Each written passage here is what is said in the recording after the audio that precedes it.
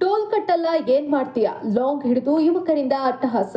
Toll ಸಿಬ್ಬಂದಿಗೆ gun ತೋರಿಸಿ ಬೆದರಿಕೆ ಹಾಕಿದ ಘಟನೆ ಹಾಸನ ಜಿಲ್ಲೆಯ ಆಲೂರು ತಾಲೂಕಿನ ಬೈರಾಪುರ ಸಮೀಪದ ಚೌಲ್ಗೆರೆ ಟೋಲ್ನಲ್ಲಿ ನಡೆದಿದೆ.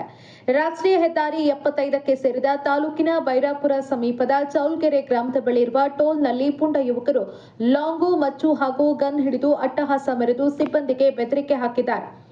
ಸುಂಕ ತೆರಿಗೆ ಪಾವತಿ ಮಾಡುವಂತೆ ಟೋಲ್ನ ಸಿಬ್ಬಂದಿ ಕೇಳಿದಾಗ ಕಾರಿನಿಂದ ಇಳಿದು ಬಂದು ಟೋಲ್ ಕಟ್ಟಲ್ಲ ಏನ್ ಮಾಡ್ತೀಯಾ ಅಂತ ಜಗಳಕ್ಕೆ ಇಳಿದು ವಾಗ್ವಾದ ತಾರಕಕ್ಕೇರಿ ಲಾಂಗ್ ಹಿಡಿದು ಯುವಕರು ಬೆದರಿಕೆ ಹಾಕಿದ್ದಾರೆ ಅಂತ ತಿಳಿದು ಬಂದಿದೆ.